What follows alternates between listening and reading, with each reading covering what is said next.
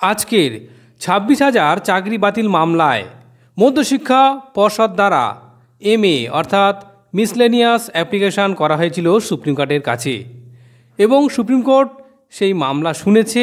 এবং আজকে আপনারা জানেন যে বলা হয়েছে যারা যোগ্য শিক্ষক অর্থাৎ যারা এখনও পর্যন্ত অযোগ্য বলে চিহ্নিত হননি তারা স্কুলে যেতে পারবেন। কিন্তু অন্যদিকে গ্রুপ সি এবং গ্রুপ ডি যারা আনটেন্টেড এবং টেন্টেড কেউই কিন্তু আগামীতে স্কুলে যেতে পারবেন না।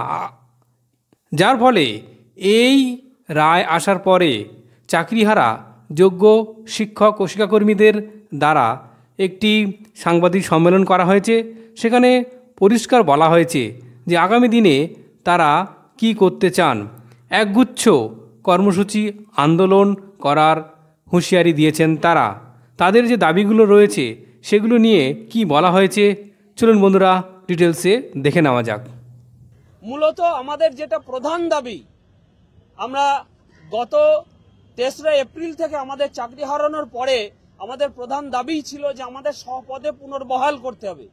তো সেই স্বপদে পুনর্বহাল রাখার কোনো কর্মসূচি বা কোনো পদক্ষেপ আজকে ছিল না। শুধুমাত্র একটা সময় মানে 2-4 মাসের জন্য যাতে শিক্ষাটাকে সচল রাখা যায় তার জন্য একটা আবেদন ছিল। এটা আমাদের দাবির সঙ্গে কোনো সঙ্গতি ছিল না।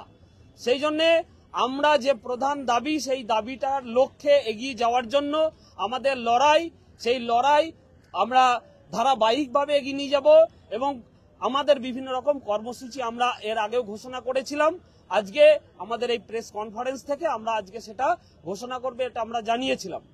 মূলত আমরা আগের যে ঘোষণা সূচি যেগুলো ছিল সেই মোতাবেক আগামী কাল অর্থাৎ 18 তারিখ এবং আগামী পরশু 19 তারিখ 18-19 এই 2 দিন জেলা ভিত্তিক প্রত্যেকটা জেলায় আমাদের যারা চাকরিহারা শিক্ষক শিক্ষিকা এবং শিক্ষাকর্মীবৃন্দ যারা আছেন তারা জেলা ভিত্তিক তারা গণস্বাক্ষর কর্মসূচি গ্রহণ করবে এবং লিফলেট বিলি করবে।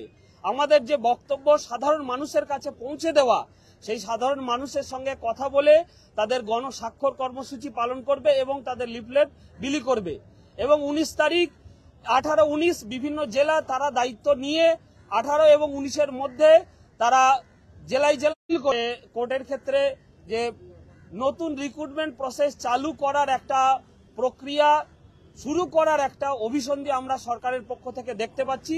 সেই জন্য মাননীয় মুখ্যমন্ত্রী যে আশ্বাস দিয়েছিলেন, মাননীয় শিক্ষামন্ত্রী যে আশ্বাস আমাদের দিয়ে যাচ্ছেন অনবরত যে আমাদের স্বপদে পুনর্বহাল রাখবেন, যোগ্য শিক্ষক শিক্ষিকা এবং শিক্ষাকর্মীরা যাতে তাদের চাকরি ফিরে পায় সেই জন্য সরকার দায়বদ্ধ।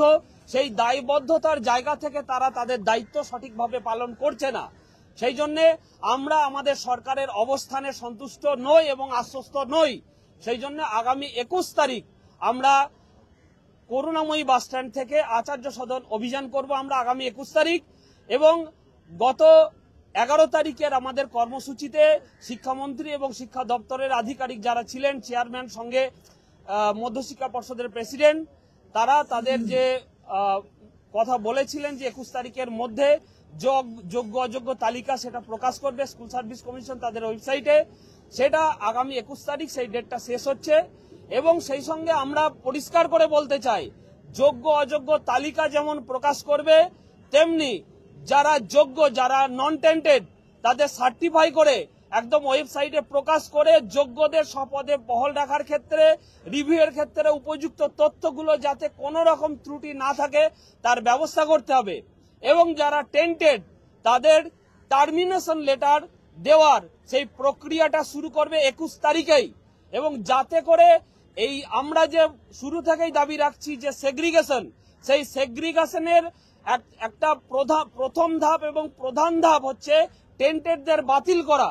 সেই টেন্টেডদের বাতিল করার ক্ষেত্রে 21 তারিখ আমরা আগামী শনিবার হাফ ডে, হয়তো সমস্ত কর্মসূচি ঠিকঠাক পালন হয় না, অফিসগুলো ঠিকঠাক খোলা থাকে না, কিন্তু আগামী 21 তারিখ সোমবার যাতে টেন্টেডদের টার্মিনেশন করা দেওয়া হয় এবং যারা যোগ্য যারা নন টেন্টেড তাদের সার্টিফাই করে স্কুল সার্ভিস কমিশন তাদের ওয়েবসাইটে পাবলিশ করে, সেই ব্যবস্থা যতক্ষণ না হচ্ছে আমরা আমাদের অবস্থান করব করুণাময়ী বাসস্ট্যান্ড থেকে আচার্য সদন। এবং যতক্ষণ না এইটা পরিপূর্ণভাবে আমাদের দাবি মিটছে ততক্ষণ পর্যন্ত আমরা আমাদের ওখানে অবস্থান করব। এছাড়া দেখলাম যে আমাদেরই সহযোদ্ধা গ্রুপ ডি এবং গ্রুপ সি তারা কিন্তু আমাদের মতো একটা সাধারণ জাজমেন্ট পেল না, অর্থাৎ আনটেন্টেডদের যে মধ্যেও একটা আলাদা করে দেখার প্রবণতা তৈরি হলো। এই জায়গায় সত্যি আদালতের রায়ে আমাদের তো কিছু বলার নেই, কিন্তু সত্যি এটা আমাদের কাছে খুব দুঃখজনক। এরা এটা আরো ভালো করে হতে পারতো। বারবার কিন্তু একটা জায়গা কোথাও যেন আটকে যাচ্ছে, একটা জায়গায় যেন সেই অন্ধকারের ওই পারে আরো কোনো আলোর সন্ধান আছে কিনা সেই সন্ধানটা করা হচ্ছে না। প্রথমত মিসলেনিয়াস অ্যাপ্লিকেশনের সঙ্গে রিভিউ পিটিশনের সম্পর্ক নেই।